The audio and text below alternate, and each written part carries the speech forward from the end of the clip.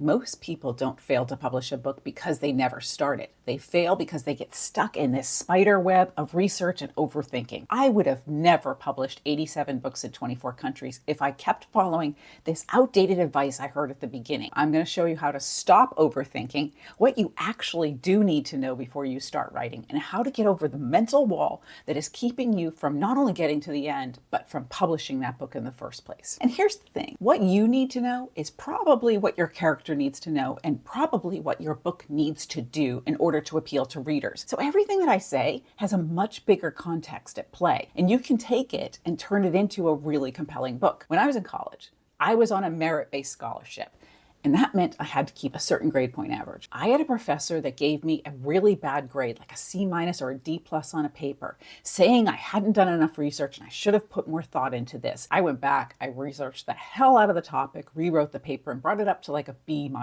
What that did to me, though, was make me think I need to research before I put a word on the page. A lot of us get caught in that trap, and I totally get it because we were rewarded in school for doing more research, for doing more work, for having more footnotes and endnotes and all of that in our papers. But that's not necessarily where you get rewarded in your fiction writing. While it is great to really know a lot about a subject in order to put it into your book in a believable way, you can also completely undermine the most important part by spending too much time researching that subject. The most important part of the book is the storytelling. That's where you really need to grab the reader. So how do you balance a book that has to be researched a lot with making it a really compelling story? I want you to get out a notebook and write down the answer to this question. What are the things that I am doing instead of writing my book? What are the things that are getting in the way of my dream? Be sure to share your answer in the comments below, because if you're feeling that way or you're doing those things, I guarantee there are a bunch of other writers that are doing the same thing. For me, it is social media. I get sucked down that rabbit hole of TikTok or YouTube and just keep scrolling and looking for the next video, the next great recipe, the next great sewing tip, the next great this, that. And then before I know it, a couple hours have gone by and I haven't worked on my book. I haven't given my brain the space it needs to think about the book and to start to be creative. Because when you have this constant deluge of information and data and images and videos, your creative brain doesn't have any room to be able to think about the book and start planning out the characters and really get to know them. In order for me to really concentrate and do my job well, I've got to turn off everything, put my phone on the other side of the room, close my email program, turn off any social media, and put on some concentration music. I use an app called Endel. They do not pay me. But that app really helps me to concentrate. It has some kind of brainwave science-y thing that helps you concentrate. Another reason you might be spending way too much time overthinking and researching before you write your book is that research feels productive, right? If you're getting out the encyclopedias or Googling all of these different reasons why someone might end up in prison or how this particular drug affects somebody, if you're really looking into what happens in an autopsy so you can write about that accurately on the page, it feels productive. It's like, hey, I'm doing something. I'm moving in the right direction for my book. You spend months trying to figure out the exact right setting and character and job for your character in order to get your book started.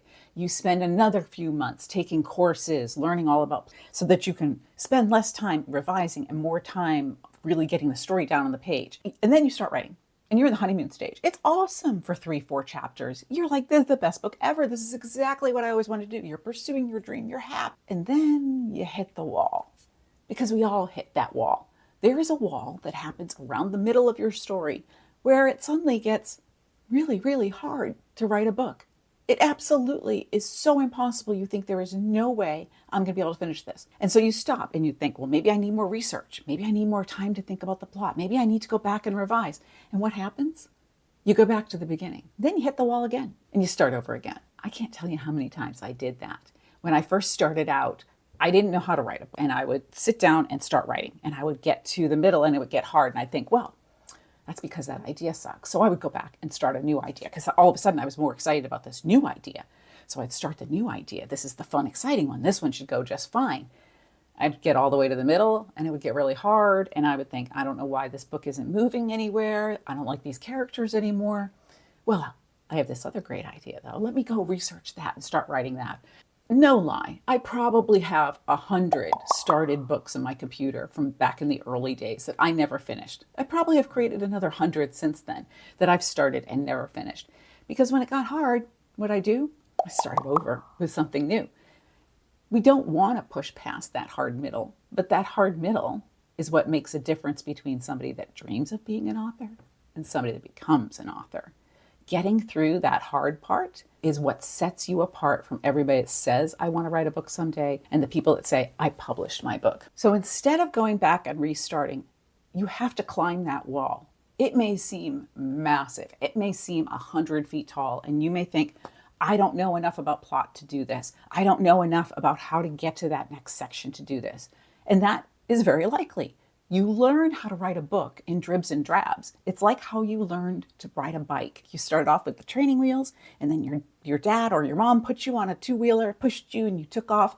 You didn't know everything about the mechanics of the bike when you started that. You probably didn't know how to stop very well or how to turn very well, but you learned all of those skills as you went along, the more that you rode and the more that you paid attention. Then if you got to your teenage or adult life and you wanted to become a competitive cyclist, then you would dive really deeply into how the bike works, how this tire versus that tire gives you better aerodynamics, all of those different things that you would take seriously if you were a competitive cyclist. And that's what you've got to do right now with the writing. You've got to just write. I've said it before and I'll say it 10,000 times. Nothing teaches you how to write a book more than actually writing a book from the beginning to the end. Not the 7,000 other writing channels out there or 7,000 other how-to books out there.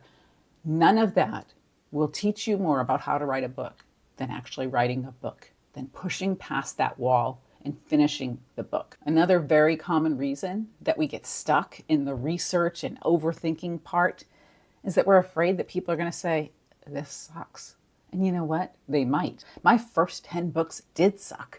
I would write this book, think it was the best thing ever, send it out to an agent or editor, and I would get a form letter rejection back. Or I would just send out my query letter, and they didn't even like my idea. They would say, no, we're not interested. Every once in a while, I would get a request for the full manuscript, and maybe 20% of the time, they'd give me an actual personal letter saying what they thought was wrong with it. So I would go back and research and overthink a lot more, thinking I would somehow figure out and crack the code and figure out what went into a good book. When really what I needed to do was to stop creating this box of rules to follow and just start writing from my gut. Like literally, just start effing writing and keep effing writing. We're all afraid of making a mistake. Nobody likes to be told that they screwed up. And nobody writes a book thinking, yeah, I'm going to get a whole bunch of one-star reviews. No one wants that. But the point is, you're going to make some mistakes. You're going to have some crappy books. Out of all the books I've published, some are not my best work. I totally admit that. I was either going through things in my personal life, or I was under too tight of a deadline, or maybe I just didn't feel it when I wrote that book and it didn't have my best work in it. There are others that I am exceedingly proud of. But I did get from Once Upon a Time to the end all 87 times. And that is what I want you to do. I want you to get from the beginning to the end and then do it again and again and again. Because you know what will happen with every one of those books that you write? You will learn something new. All of these concepts that I talk about on the channel, you will absorb each of those as you are ready to.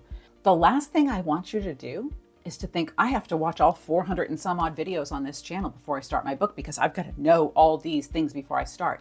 No, what you need to do is just effing start it. My fast method for getting you started and to get you out of that overthinking and back into the writing part, which is the most important part, is pretty simple. Number one, figure out the first step. And you know what the first step is? It's putting your character in trouble.